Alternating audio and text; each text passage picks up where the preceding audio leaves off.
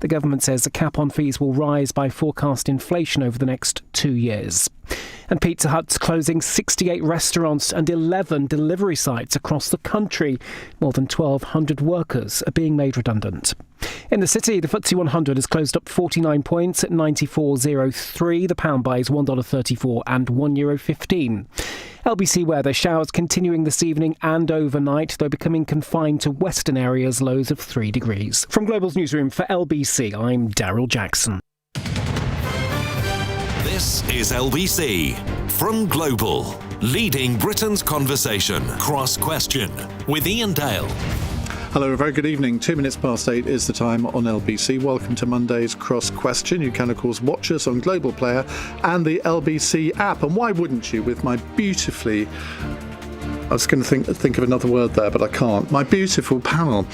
With me, we have on my right, Gavin Barwell, Lord Barwell, Conservative peer, Chief of Staff to Theresa May in her government. Next to him is Suzanne Evans, political commentator and director of the public affairs consultancy Political Insight, former deputy chairman of UKIP. To my left, Colin Seymour, political commentator, drag artist and TV personality. If you watch RuPaul's Drag Race, well, you probably won't recognise him because he looks a bit different in that. Never seen it myself, but we'll talk a little bit about that in a moment. And to his left is Joshua Reynolds, the newly elected Liberal Democrat MP for Maidenhead, Theresa May's former seat. They're here to answer your questions. 0345 6060 973. You can WhatsApp us on that number, and of course you can watch us, as I say, on Global Player and the LBC app. 0345 6060 973. Tweet at LBC. Text 84850. Cross Question with Iain Dale. This is LBC. Well, let's start off with a text question from Scott in West Hampstead, who says, does the current scandal involving Prince Andrew threaten the integrity and perhaps even the survival of the British monarchy? And how should the Royal House of Windsor and Parliament handle the present crisis? Now, Gavin, I imagine as Chief of Staff you will have had a few interactions with the Palace, which of course you're not at liberty to divulge, I know that. Though you do divulge a couple in your book, don't you?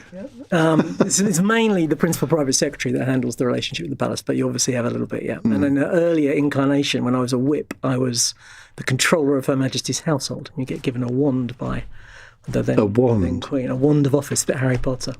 You have a personal audience with the then Queen, where she gives you the wand, and then when you lose the job, you have to go and hand the wand back. Now, were you in Downing Street when the Emily Maitlis interview with Prince Andrew was broadcast? No, that was a bit after that, was it? Yeah. So, going to Scott's question, do you think that this whole issue threatens the survival of the monarchy? I don't think it threatens the survival of the monarchy. I think there's pretty widespread support still in this country for the monarchy, but I think it clearly is reputationally very damaging for the royal family. And I think His Majesty has clearly recognised that, and the announcement that we had in relation to Prince Andrew's titles, I think was an important step. The question, which your question is alluding to, is whether we might need to go further than that. And if it does, I think it would be much better if that came from the royal family rather than Parliament acting unilaterally, as it were. But we'll have to see. There will be further allegations that are going to come out over the next few weeks. As I understand it, he is still Duke of York, even though he's not going to call himself that. And the only way that can be changed is through an Act of Parliament or an amendment to an existing government bill. So it's not really the King that can do that. It is for Parliament to decide that, isn't it? No, I suspect if that, I mean, we're into hypothetical territory, but if that were to happen, what would likely happen, I suspect, is a conversation between the Palace and the Prime Minister, and then the government might bring forward legislation. And I think that would be if that is going to happen, that would be the best way for it to happen. Suzanne? I agree with Gavin. I don't think this is a threat to the monarchy at all. I think the only reason it would have been a threat to the monarchy is if the monarchy had refused to do anything about it. And clearly they have been pushing Andrew quite hard to step back, albeit not exactly in leaps and bounds and bit by bit. It's very interesting, isn't it, that when he resigned this week, clearly they knew what was coming in the Sunday papers. I think about his possibly having contacted the Met Police with regard to Victoria Guthrie, apparently before he had even met her, according to his own account. So that's it's highly damaging, as Gavin says, to the reputation, but it's certainly not, I don't think, insurmountable. I think there is still a huge amount of respect for the royalty in this country. I think it's very interesting that the news has also come out today that Prince William is pushing even harder for Andrew to lose any privileges. I think one of the harshest things... that's a generational thing? It might be. I don't know. I think one of the harshest things that's happened to Andrew is actually he's been told he can never again spend Christmas with the royal family. I mean, imagine being told by your own family you've apparently behaved so badly that you're not allowed to spend Christmas with your own family. A lot of our listeners would think that was fantastic. I guess they would. Family rows always seem to happen at Christmas, don't they? But it is quite extraordinary how this story actually started over 20 years ago now. Quite astonishing when he was first photographed with Epstein after when he was first released from prison for child exploitation, and now over 20 years later, here we are. It's quite the most astonishing story. As far as his title of Prince is concerned, also to get rid of that would require an Act of Parliament. Personally, I think Parliament's probably got better things to do. And that's the view of the monarch. I'm begging pardon, and that's probably the view of the monarch. You're in good company. Colin, you're Canadian, so obviously the royal family are very meaningful to Canada as well. Sure. Less meaningful to me, I'm afraid. But I think this is something that even monarchists and people who are less favourably inclined towards the monarchy can agree on, that this was the right thing to do. I just think it's interesting what Suzanne said, that this has been going on for 20 years, and it's kind of shocking to me that it's taken this long for something to happen.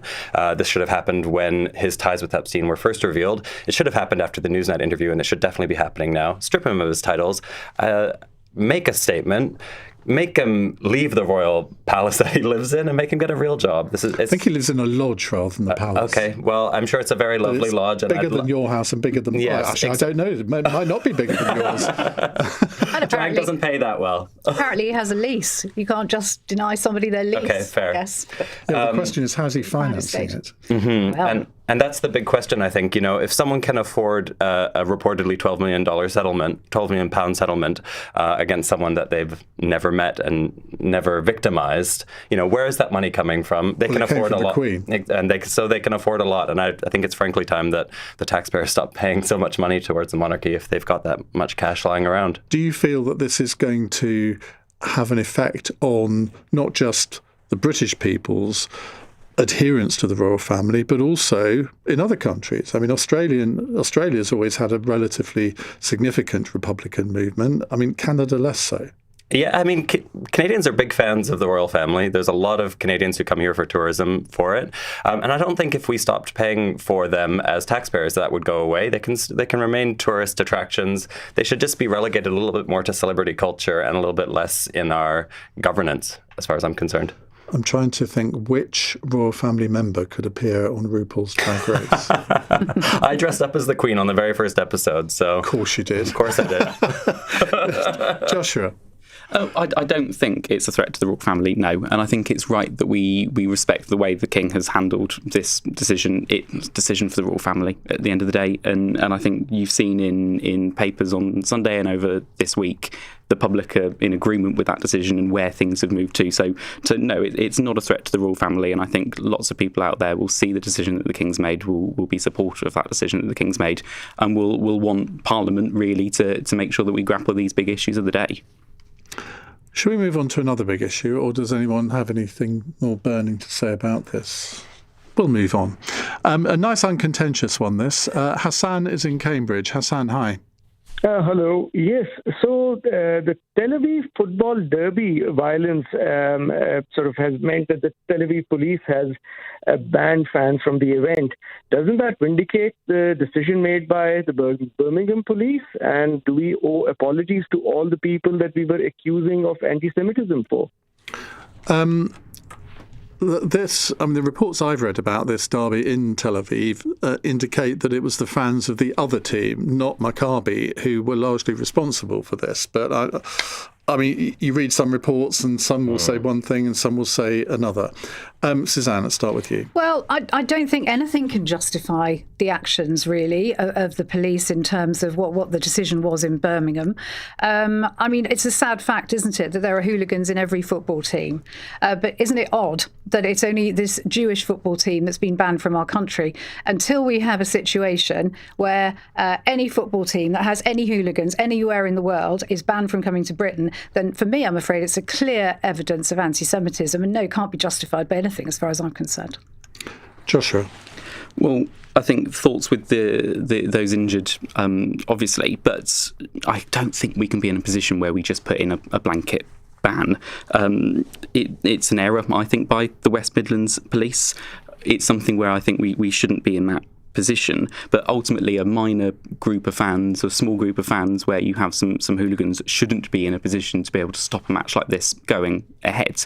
And we're right, we've always had hooliganism in football, and the police in this country are really good at being able to stamp that out and make sure that matches go ahead safely. So I think it was an error by West Midlands Police to start with in this. Are you uncomfortable at all, though, that the Prime Minister has effectively interfered in the operational decisions of a police force? Because normally politicians say, well, we never interfere in operational decisions. I mean, it has set a bit of a precedent, hasn't it? Well, you're right. We always hear that politicians standing up and saying they don't interfere in these decisions. I think when you look at some of these decisions that are being made, actually operational decisions probably are right usually for the police. But what I would say as a politician is that doesn't mean we can't say our opinion. We can't put our opinion on the record. I think it is an error, and I'm very happy to be able to say that I think it is an error. So I think as politicians, we shouldn't be in a place to stand back and not speak our mind, and we should be able to do that. Colin? I would go a step further. I'd say that not only should the fans be banned, but I don't think we should be having Israel here. I support the boycott of Israel, and I support the boycott of their cultural exports. So I know I'm not going to have a popular a view on that here, but as regards to these fans, they are hooligans. We have a history, actually, of banning problematic fans in this country. We banned Warsaw fans in 2023. I didn't hear a big outcry about that. This government is determined to tie itself in knots, to do everything that they can to support Israel. As far as it seems just to me, recognise Palestine as a state. That's not supporting Israel. I would say Keir Starmer is willing to have thousands of people arrested for peaceful protest, but is bending over backwards to let football hooligans come into this country. When they were in Amsterdam last year, they were chanting "Death to Arabs." They were chanting rape threats. They set a taxi on fire. These are not simple football fans. These are dangerous people who are. This is where we come into a problem, because there are also different accounts of what happened in Amsterdam, aren't there, as saying, well, it wasn't their fault that they were attacked by the Ajax fans. So, and I have to say, I find it really difficult to see. And so therefore it should be a police matter whether or not they think that people can be safe. And I can't believe I'm defending the police here. But, the police have obviously made a risk assessment, and they've said we can't keep people safe here. And so if the government overrule that, any violence, bloodshed is on their hands. We can think of another good example of when concerns were raised and overruled, and that's Hillsborough. I think it's bad form for the government to steamroll over the police who are trying to do their best to keep everyone safe. Okay, Gavin. So I think there are people like Colin who believe that there should be a boycott of Israeli cultural activity, and that in a democracy that is a legitimate view for people to express. But in this situation, that is not the current government's policy. And so I have a real problem with effectively a boycott being implemented by proxy by a police decision in this way. I think I don't agree with. I might have agreed if the war had carried on, but I think with the ceasefire, that wouldn't be my position at the moment. So I think it says something bad about the country when there isn't an official boycott that we're saying this one team can't come. Now, I think, Iain, you raised a good challenge, which is generally we don't want politicians interfering in operational policing decisions. And I think here, the fair thing for the government to do is to say to West Midlands Police, if you have genuine concerns based on what happened in Amsterdam about public safety at this event, we can provide additional resourcing to support you. But we as a government don't want to be in a position where we're basically saying this team can't come. I think it's very interesting that on the back of this news today, Reform has come out and said that if it forms a government, it will take back control of operational matters and will be able to override the police. So they're actually now potentially what's looking like potentially the next party of government is saying, actually, we are going to control the police. So it'll all be safe in Lee Anderson's hands. Well, What could possibly go wrong? I make no comment on Reform and how well they'll do in government, but I think it is interesting that this argument has basically led to potentially, at some point in the future, the police shooting themselves in the foot. But there's a very dangerous thing to say that politicians should have direct operational control of the police. I mean, you look at what's happening in the United States now, where the president is putting on social media to the Attorney General, I want you to prosecute these people who are my political enemies. That is not the kind of country. The counter to that, though, Gavin, is that at the moment you have police chief constables who are accountable to nobody. And I think a lot of people also see that as being problematic. They're accountable to the Police and Crime Commission. And indeed, they're accountable to the public to keep them safe. And they've clearly made a decision here about public safety. I think calling the West Midlands police anti-Semitic, it's just a bit laughable, especially when a match has just been banned in Tel Aviv. Is the Tel Aviv police anti-Semitic for banning these fans? Surely not.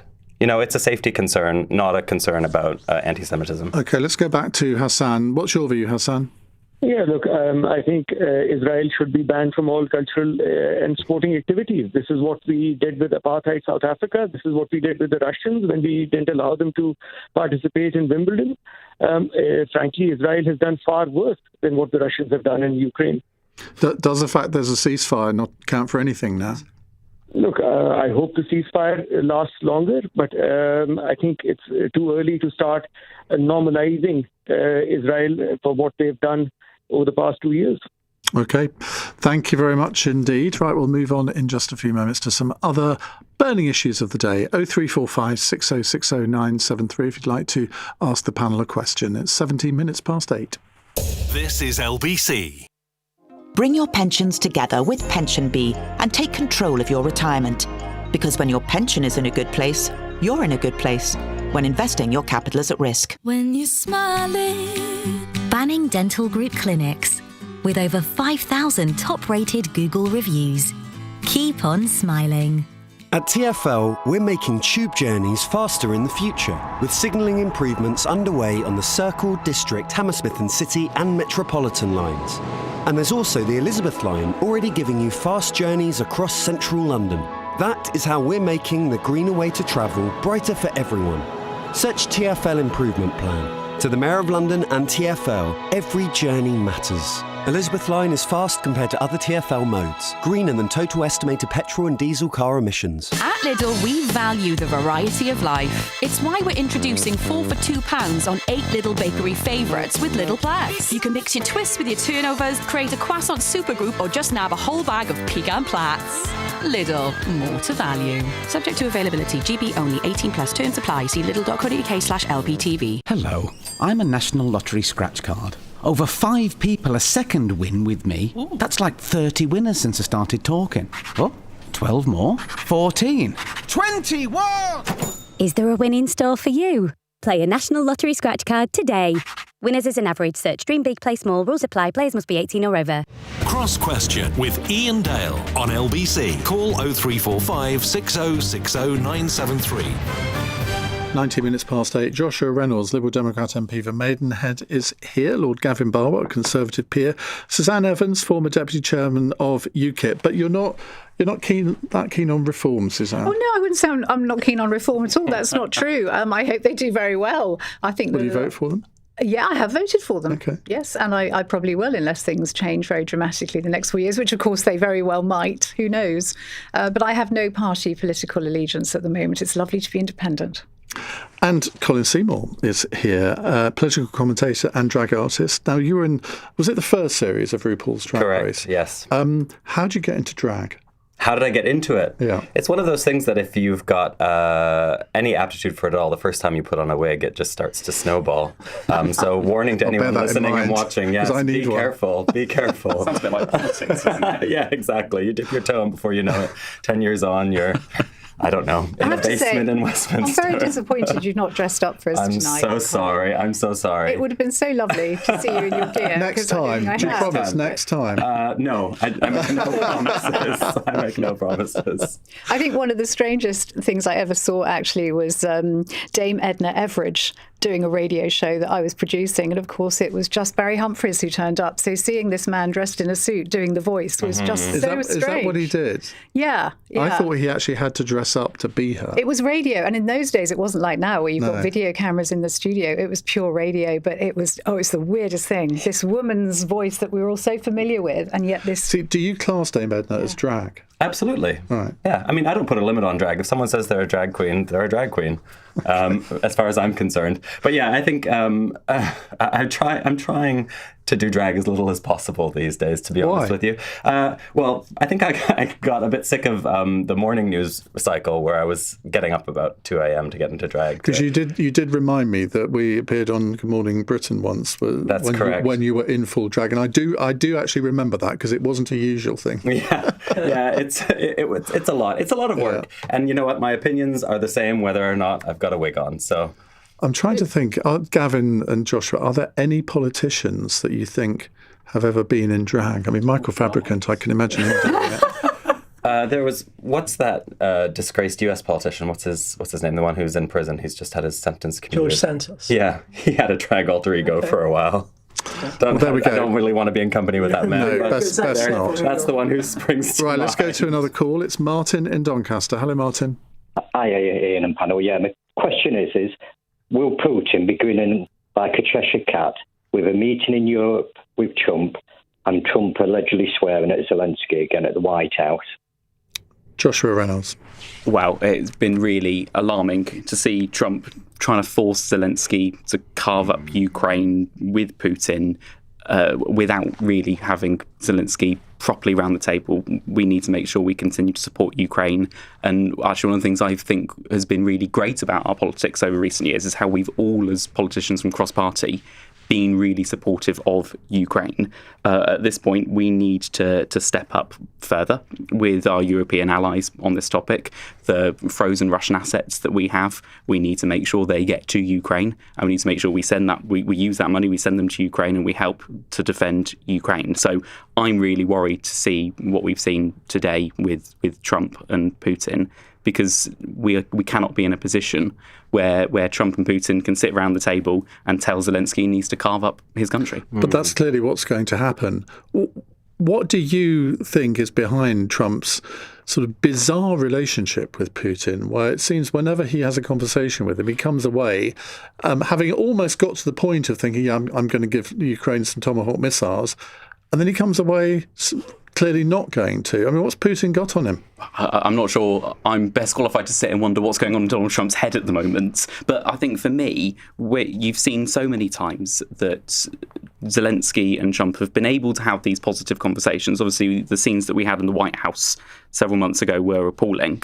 But now we seem to have seen over recent months Trump really coming in to support Ukraine and has made these positive noises somewhat. And now we just see that rowing back. So it is one of those really alarming pieces where we as Europe can't just sit back and let Trump continue with Putin on his own. We've got to really step up and work across Europe, and that means with the European Union, with our closest allies, to make sure that we can do whatever we can. But that would involve, I mean, if we're to do that to any meaningful extent, it would involve spending billions and billions, not just here, but in France, Germany, Spain, Italy, all sorts of different countries, would have to rip up all their public spending plans to achieve this. That's not going to happen, is it? We have billions and billions of pounds worth of frozen Russian assets, and we could be using those frozen Russian assets to make sure we get the defence into Ukraine that we need. And the government hasn't acted fast enough on this. I've sat in the chamber time after time hearing our Liberal Democrat colleagues say very forcefully that we need to take these frozen Russian assets, we need to send them to Ukraine to help Ukraine defend itself.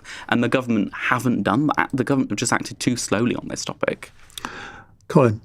Yeah, I think that's a fantastic point. I think any deal that ends with Ukraine giving up some of its land is just a spit in the face of the Ukrainians who fought and died against this Russian invasion. I think any deal that comes out needs to come from Ukrainians. Otherwise, it's just risking emboldening global aggressors further. And I don't see how Putin deserves some kind of reward for the behavior of Russia over the last however many years it's been. It's really shocking. And, I know we're not talking about this right now, but I would echo that again in Palestine, that any deal that comes out needs to come from the Palestinian people as well. And it's the exact same situation here in Ukraine, that it's really important that those voices are heard, and it's not just steamrolled over by two dictators, one on the west and one on the east. Gavin. Well, it's profoundly depressing to see President Putin once again walking back from the position that he had got to. I think President Zelensky did a good job on Friday. I mean, he seems to have got Trump back to saying, let's try and stop it at the current front line. But, this is a constant kind of struggle, because I think the fundamental problem, to answer your question, I don't think Putin has anything on him, but ultimately Trump is more interested in re-establishing relations with Russia than he is on a fair outcome for Ukraine. Mm-hmm. And he believes in a world where the leaders of big countries sort problems out. He doesn't believe in kind of multilateral agreements and all of that. And I think that it's profoundly depressing to see that we haven't been able to get him into a better position. However, I think that if the Europeans are willing to spend in the way that you said, and I think they are, and if you look at the German proposal for the increase in their defence budget, it's extraordinary. It's a bigger fiscal investment. Yeah, how much have they actually delivered on that? Well, it's coming through this year. They've passed it through the Parliament, essentially. So Trump is clearly not going to fund this stuff, but he is willing to sell American weapons to Ukraine if the Europeans pay for it. We need to support them to continue fighting as long as they want to keep fighting, and we need to do everything we can to try and kind of drag Trump back to the position that he was in before he saw Putin. But this is a constant risk we're going to keep having through this process. And Josh was saying that he'd been sounding more positive recently, but he hadn't actually changed American policy. He was getting frustrated with Putin. The rhetoric had toughened up, but he hadn't actually shifted US policy. And, if I was Starmer, what I'd be trying to do is say to Trump, look at the reception you got for the peace plan on Gaza. You've had a whole career where generally some people like you, some people don't. But you did something there where the whole world said, well done. All right? And you could apply the same approach to Ukraine that you did to Gaza by putting real pressure on Putin in the way that he did to Netanyahu. In Gaza, the key tipping point was the attack on Qatar, which led Trump to say to Netanyahu, that's enough. It's not going on anymore. And we need to try and get him to see that the tactics he used there are the same tactics that he needs to use against Putin, because as long as Putin thinks he can keep taking territory on the battlefield without paying a heavier cost for it, this war is not going to stop. Suzanne? Well, there'll be no disagreement from this chair. To answer Martin's question directly, yeah, I think Putin is grinning. There's no doubt about it. He's had a very good day, hasn't he? It's a terrible situation. I too don't know what's going on in Trump's head. Obviously, the Gaza peace agreement, there were huge concessions called for on the Israeli side.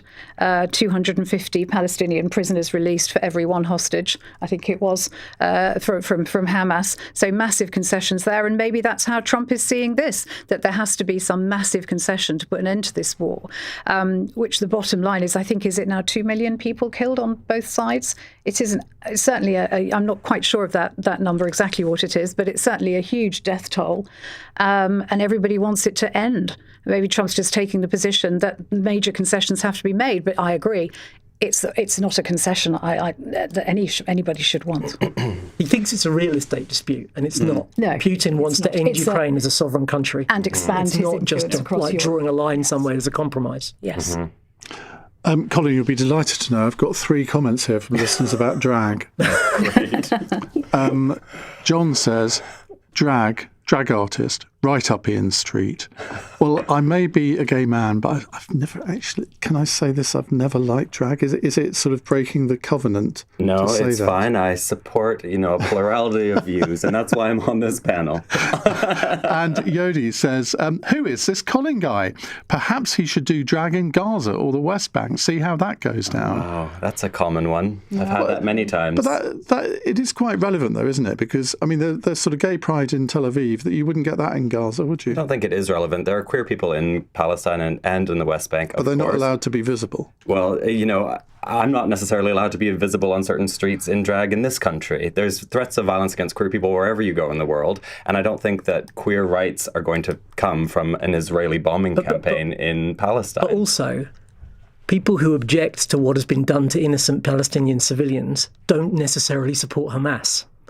To people who say what has happened there cannot be justified, it doesn't mean we think Hamas is in any way an admirable or good organisation. Of course, I think that queer rights should exist everywhere in the world. I just don't think that a genocide is the way to achieve them in Palestine. Yvonne says, reference drag queens. When I lived in London, we spent more than one evening at the Royal Vauxhall Tavern. Have any of your guests either visited or performed there? Well, it used to be opposite my office, so I have been there. But the only drag night I've been to was in the White Swan. Have you performed there? I've performed at the White Swan. I've performed at the RVT. I believe Princess Diana was even smuggled into the RVT once in drag. So it's got a storied history. Princess Diana in drag. Mm-hmm. We'll spend the break discussing thinking about that. More questions to come for our panel. It's 8:31. Let's get the news headlines with Daryl Jackson. It's reported the royal family believe new allegations against Prince Andrew should be examined in the proper and fullest ways. The former Duke of York is alleged to have asked a police protection officer to dig up dirt on his sexual abuse accuser, Virginia Giuffre. Prince Andrew strongly denies the allegations. The Metropolitan Police says it will no longer investigate non-crime hate incidents. The force has dropped its investigation into the comedian Graham Linehan, who was arrested over posts he'd made on social media. And universities in England are going to be able to charge higher tuition fees from next year. The government says the cap on fees will rise by forecast inflation over the next 2 years. LBC weather showers continuing this evening and overnight, though becoming confined to western areas, lows of 3 degrees. Weekdays from 7 a.m. Why this staggering level of incompetence? Straight to the point. This is the economics of the madhouse from this government. Nick Ferrari at breakfast on LBC. But she does seem to struggle with her sums. Listen on our free Global Player app or the new LBC app. Download it now from your app store. LBC. Fraud can happen faster than you think. But at Barclays, we use innovative technology that spots fraud in under a second. And our dedicated team of experts work 24/7. So you can go about your day knowing we never stop working to keep you and your money safe. Search Barclays Fraud Protection to see how you can stay one step ahead. Barclays, make money work for you. Did you know that if you buy your train tickets early, you could get a better price with Southeastern Advance Tickets? Whether you're planning a fun family day out or heading into town for a meeting, the earlier you buy, the cheaper your ticket could be. See our terms and conditions to check if it's the right ticket for you. Don't leave it to the last minute. Buy your advance train tickets now from the Southeastern app or website and pay no booking fees. Southeastern. Now, listen carefully. I want you to think of selling your car. Who's going to buy that car? Keep thinking. Struggling to know where to look? On Motorway, there are 7,500 verified dealers who are ready and waiting to bid on your car. It's not magic, it's Motorway. Sell your car today at motorway.co.uk.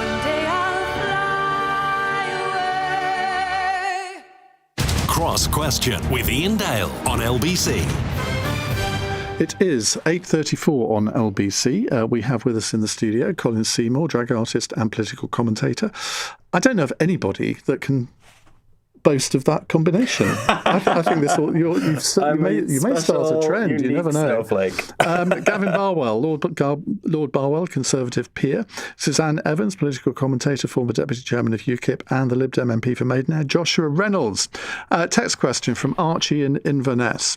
The Metropolitan Police have just said they will no longer investigate non-crime hate incidents, but will record intelligence for the purpose of identifying patterns of behaviour. Does the panel think this amounts to a rare outbreak of common sense at the Met? Now, a bit of background to this. The Met has made this announcement after it was announced by the Crown Prosecution Service that it will not be taking any further action against comedy writer Graham Linehan over social media posts he wrote about transgender people. Joshua, let's start with you. Well, I think obviously it's a good thing to see the police focusing more on crimes that are in people's communities. Community policing has taken such a hit over the last few years. So seeing any of policing money going into communities is really important. Over the summer, I spent a lot of time talking about shoplifting in local communities and the epidemic that we've had on that, and the police not having the resources to go into to be able to help shops when shoplifting occurs. Seeing money then going into shoplifting into people's communities where people really want to see the police, that can only be a positive thing, I think. Gavin? Yeah, completely agree. I think people want their police force to concentrate on the crimes that are of greatest concern to them. So I think if people use language that is inciting violence or something like that, that's different. But people are allowed to say offensive, unpleasant, rude things. It shouldn't be criminalised. So to me, there's a very clear distinction. When you cross the line into inciting violence against other people, then it's the police's business. Up to them, nothing to do with the police. Concentrate on the serious crime. Isn't this a matter for politicians, though? I mean, isn't this for the government to say to the police, we don't want you to do this anymore? Well, I'm presuming that the Met Commissioner who's taken this decision thinks that he's not under any instruction under the law that he has to do this and he has the ability to prioritise. So if he thinks that, all power to his elbow, I agree with him. But I agree if it would be helpful to have a wider direction to other police forces. Well, quite, because the other 42 might decide, well, we're still going to do it. I represented a London seat, right? The Met have an incredibly tough job to do because they've got to combine what Joshua was talking about, being the kind of community police, with national responsibilities in terms of anti-terrorism work. And I have the highest regard for the ordinary police officers who put on a uniform, put themselves in harm's way to protect people. And, so the reputation of the Met means a lot to me. And I think this is a really important decision that will send a really good lesson, good sign, if you like, to Londoners that will be warmly welcomed by a lot of people. Colin? I think there's a few things here, and I agree with Gavin that I think incitement to violence is definitely a red line that needs to be protected. Yes, people have the right to say offensive things. There's also the issue of defamation, which is something that I'm deeply familiar with. I successfully sued Lawrence Fox for defamation. I think it is important that there are limits on free speech, and whether that's civil or a police matter, that's really important. I think the thing I find frustrating about this whole story is that we're seeing Graham Linehan being held up as this free speech martyr, when in actuality, he's a single-issue obsessive who's made it his sole purpose in life. It's not a crime, though, is it? It's not a crime. And I was actually on LBC a month ago saying, I thought the 5 police officers turning up at Heathrow was absolutely heavy-handed, and, that's not a good look. That said, I have no sympathy for Graham Linehan, and he's said deeply offensive things to me on Twitter as well. So I've been on the receiving end of his abuse. I don't think that he's a free speech martyr. I think that he's a obsessive transphobe. Suzanne? Well, thank God for single-issue obsessives, I say, because that's how things get done and how things get changed. And as for Graham Linehan, I think he's fantastic. I'm sorry, I completely disagree with you on that one, Colin. I think he has really exploded the issues around the lack of women's safe spaces and the way in which that's been under threat. And so all credit to him. So my first instinct to this, I think, is to say hallelujah. Common sense has prevailed. Actually, Gavin, it's interesting you were talking about pressure from this. I know that Lord Bernard Hogan-Howe, the former Met Commissioner, has been pushing for non-crime hate incidents to be ended, basically. I mean, the whole idea of the police investigating non-crime sounds so 1984 as potentially to have come straight from the pages of that book. So, but then I sort of slightly worry, Ian, because when you were reading out the background to this, and there was talk about identifying patterns of behaviour, so you think, well, as Colin has said, in a way, Graham Linehan has spoken a lot about this. It wasn't just one tweet. They ostensibly arrested him for one tweet, but it wasn't. It was a whole load of tweets. He's been very clear on his position. But that tweet was him Alison suggesting we punch trans people in toilets. It was so obviously a joke. Not when trans people suffer violence. Obviously, but the way he said it was, I think it was. We'll have to disagree on that. But for me, it was so obviously a joke. Jokes are in the eye of the listener, aren't they? In the ear of the listener. They are. Right? It can be funny to one person. But just to finish my point, if we're going to say we're not going to investigate non-crime hate incidents, but we're going to look for identifying patterns of behaviour, are we still going to have investigation of non-crime hate incidents, but just for several tweets rather than one? So I think really how the Met behaves from now on is going to be the issue. To use a hackneyed phrase, the proof of the pudding is going to be in the eating here. I think one of the things, though, that people are really going to see is as a politician, we get abuse on social media all the time. Yes. But for individuals who aren't in that sphere and don't have to see it on a regular basis, when they have an incident where they are getting abuse on social media, they want to reach out to somebody. They want somebody to do something, and their natural instinct quite often is to call the police. So I think there's a piece on there we've got to think about. So we're not going to get any complaints from me about the police focusing on community policing.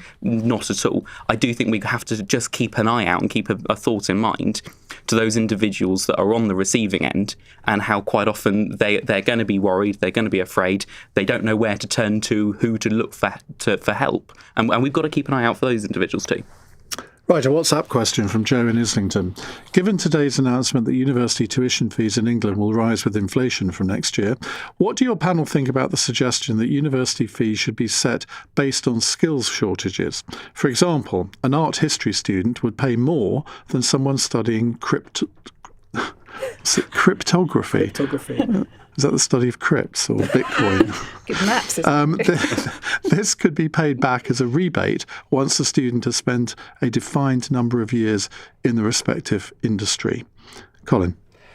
I'm not sure if Joe in Islington realizes he's essentially suggesting communism there with that, but I don't think we need the government mandating who studies what and for how long. I think we live in a free society and it should be equal opportunity. I don't like this idea, and as someone with an arts degree, I think I'm contributing just fine to society. I think we'll be the judge of that. Fine. Yeah. I'm sure your listeners will as well. I have an arts degree too, by the way. So.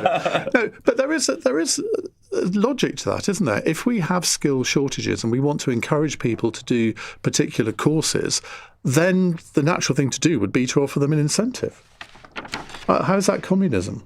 Well, he's suggesting you have to work in a defined industry for a certain number of years. You work in the fields until, you've been assigned farmer in this country. I was at birth. Right. Do you know what I mean? I think worked out well. I don't see how this works. I don't see how the system works. Sure, there's great ways to incentivize people into careers where there's shortages of people working in that industry.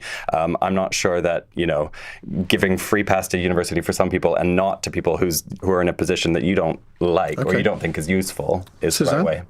So I'm one of the very lucky people who went to university and had a full grant and didn't have to pay a penny towards my university tuition. Join the club. So yeah, and would you have gone if you were faced with 9,000 a year? No, absolutely not.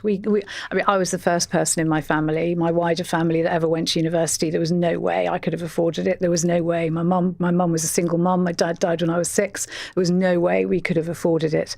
I feel very privileged to have had a university education, and I'm absolutely heartbroken, actually, that so many kids now can't get to university, or the ones that do have horrendous debt that they can possibly never afford to pay back. But I also think this idea, I can see the sense of it, but as Colin says, it's absolutely right. Why should one degree be valued over another? I think there's an issue about so-called Mickey Mouse degrees and degrees that really don't get you anywhere in life. Although my degree was in religious studies. A lot of people Well, there you go. You've rather proved your point. Exactly. Well, that's my point. People would say, oh, what a stupid subject. Well, actually, I think it's a very, very valuable subject, actually. And we'd all disagree and could have an argument about that. What I think universities should do, and I think they should be forced to do, is to publish tables of what subjects get what people, what jobs, and what percentage of graduates actually get a job on the back of their degree, and how much money they earn, and is this a useful degree for you to take? Because they already do, don't they? I'm sure when I finished my degree, they asked me a few years after, am I in employment, roughly what's my salary, and all of that data went in and is available online. So what was your degree? My degree was business. Well, that's good. And I mean, if that's the case already, I think that's great, and that should be made far more widely available and far more better publicised, because then people can think, is it really worth me racking up 50 grand of debt if the truth is I'm going to be working in a fast food outlet earning minimum wage as a consequence of doing I'm this just degree. fondly remembering the phone-in I did about 7 or 8 years ago on should religious education in schools be abolished. I was proposing it should. Gavin? Well, we have an argument about that. Yeah, we could. My degree is theoretical physics. Oh, my goodness. I got ungraded at O-level. So I have some sympathy with the first bit of this idea. not with the second bit about telling you have to work in a certain field for so long. But I think that I agree, people should be able to study whatever they want. Universities should offer a broad range of courses. People should have the freedom to choose what they want to study. But the question is about where public subsidy goes. And I think it is perfectly legitimate for the government to direct public subsidy to those areas which businesses are saying we have skills shortages in. The first part of the idea I have quite a bit of sympathy for.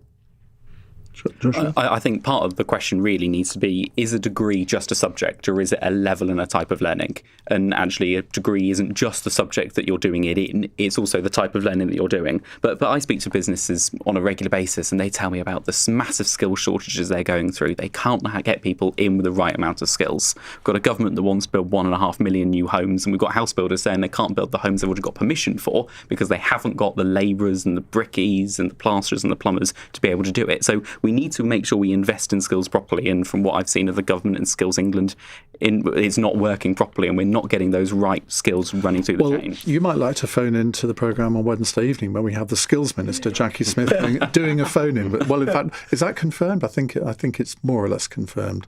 He looks plaintively at Corey. He says, no, it isn't completely confirmed. So I've just blown the gaff on that one. Anyway, probably on Wednesday night. And I'm sure they'll be suggesting we increase immigration to fill that skills shortage. Or possibly not. It's Jackie Smith we're talking about. Yep. 8:46 is the time here on LBC.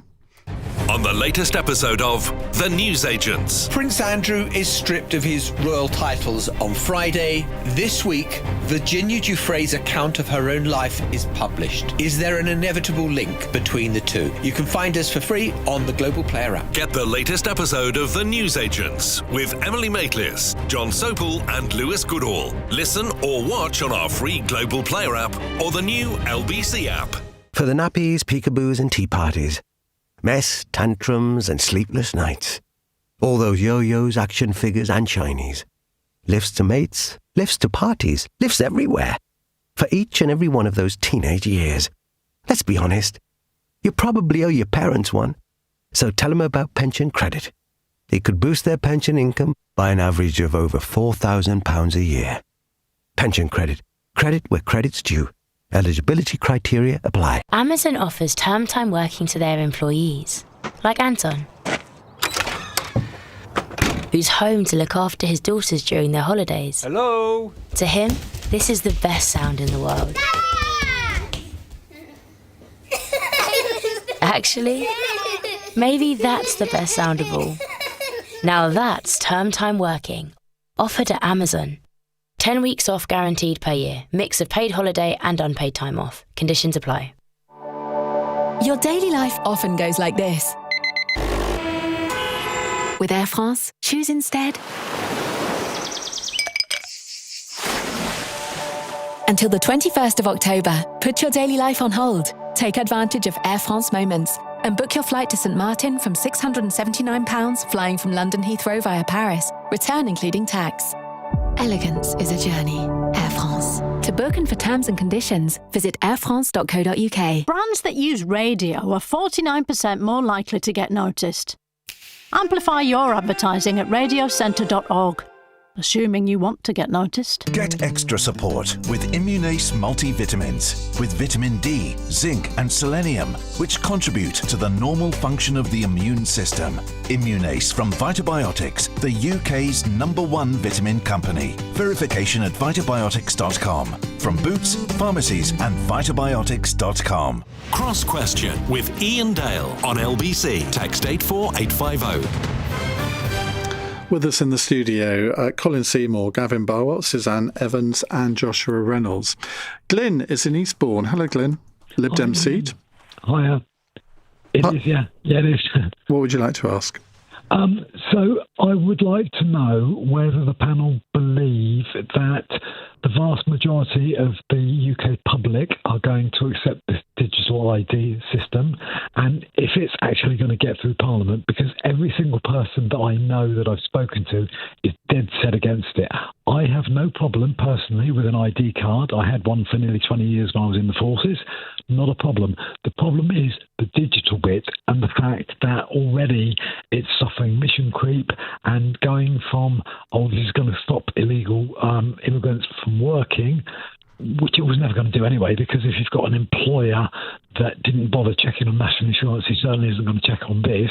Now Starmer is saying that it's going to have an effect on your bank account, and I think, and your driving licence and blah, blah, blah, blah. And people just see this is 1984. This is just going okay. Too far. Right, Suzanne Evans. Glyn, you put it perfectly. I agree with you 100%. I think this is an absolutely disastrous way to go.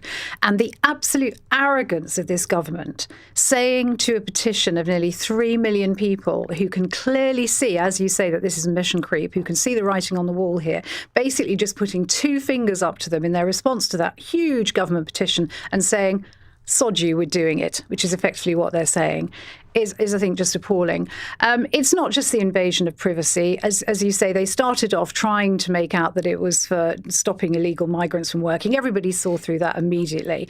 And the next thing we know, we've got ministers standing up in the House of Commons talking about how wonderful it's going to be. We needed to access our bank account, our library cards, to get childcare. The whole thing. It's an absolute disgrace. It's heading for a Chinese-style social credit system where your every move is tracked. I believe it will not end well. I really think it's an appalling idea. We cannot trust the government to keep our data secure. There have been so many data breaches. Even today, the Amazon outage has taken down bank accounts, shop systems, all sorts of stuff. The same with that horrendous Microsoft upgrade a few months ago that shut down schools and airports. It's just not safe. It's a grotesque invasion of our privacy, potentially. And I really, really hope MPs find the guts to just completely stand up against this and say, no, we will not have this in democratic, free society that is the United Kingdom. It is quite something, Gavin, isn't it? The polling on this showed that the majority of British people were in favour of it until the government announced it. And now I think it's 14% are in favour of it. It reminds me of the Conservative Party at its worst, when any idea that was associated with it automatically became unpopular, basically. I think the government has made first of all, I think it would have been much better to include this idea in a manifesto than to come up with it in the middle of a parliament. And I also think they've done an absolutely catastrophic job of trying to sell the idea, starting off claiming it was just for one particular thing and then suddenly saying, we could use it for this, we could use it for that. I actually don't think it's a terrible idea.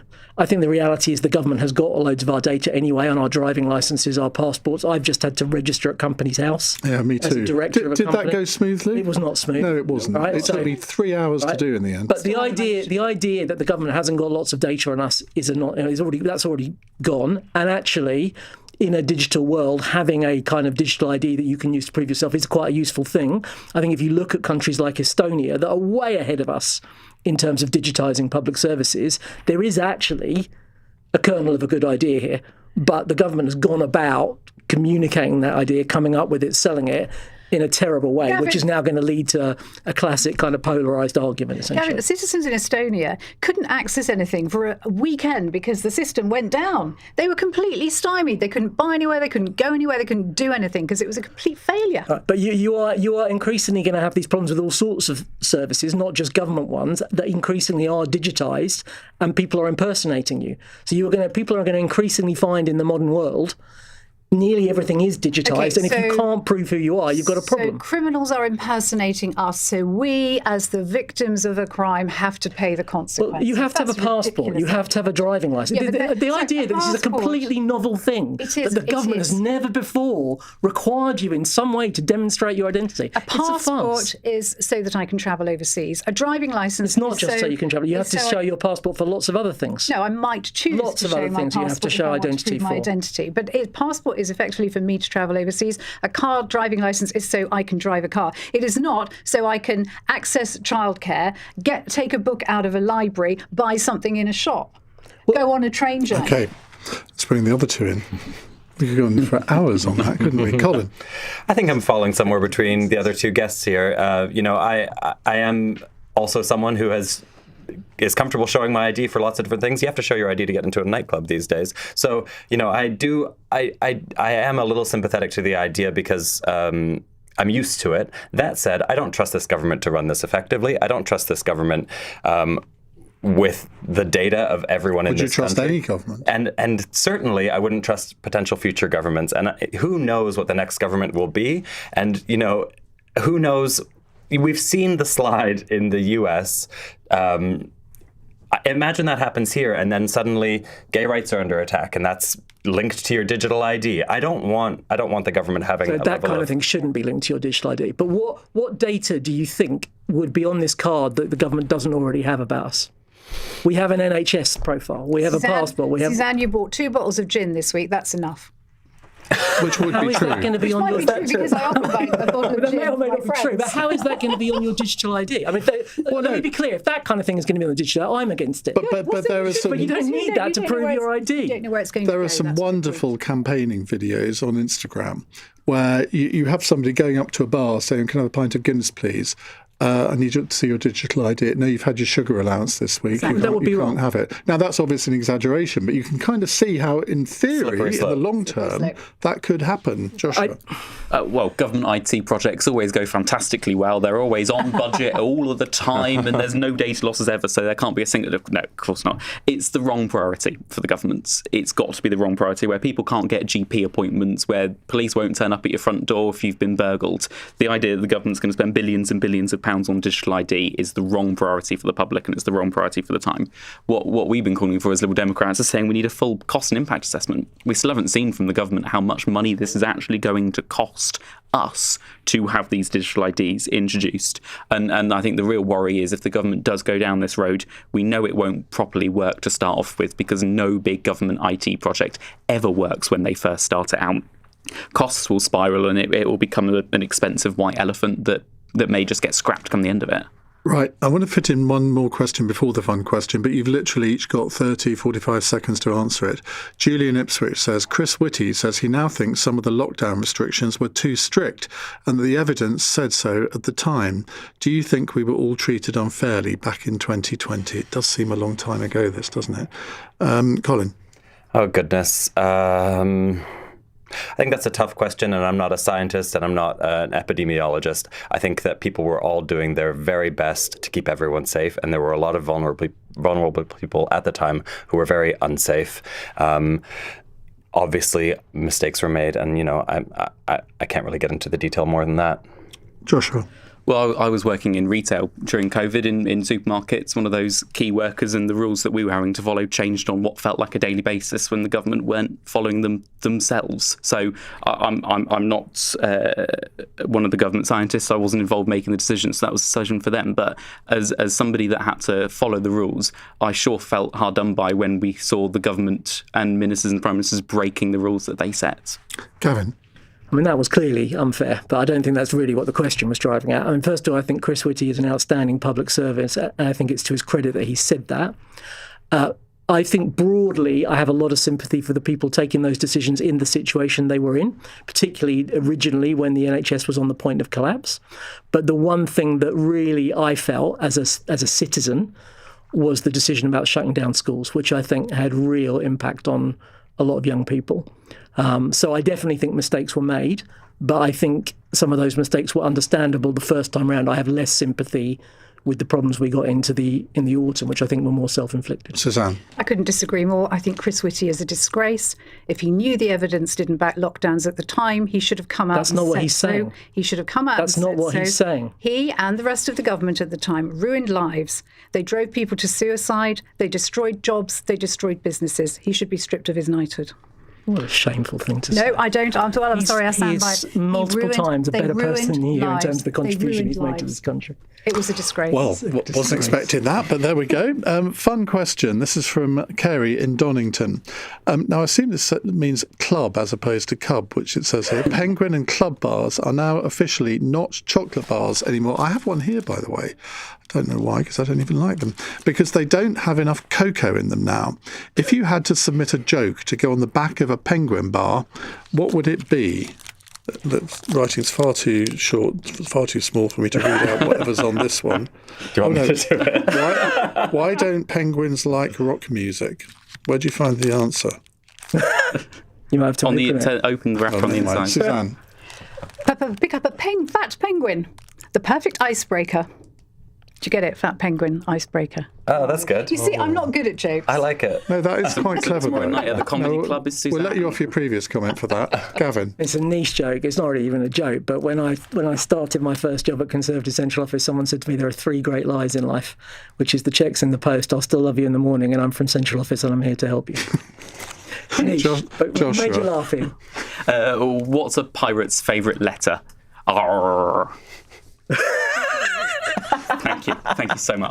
Yes, oh thank my you. God. Now, it is with a degree of trepidation that I'm coming to you, Colin. Yeah, I, as a Canadian, I've never even had a penguin bar, so I feel a little bit at sea here. Your first fantastic, one. Just in time. And yeah, it is dangerous to ask a drag queen to tell a clean joke. Let's go with something slightly anodyne. What's brown and sticky? Oh, God. A stick.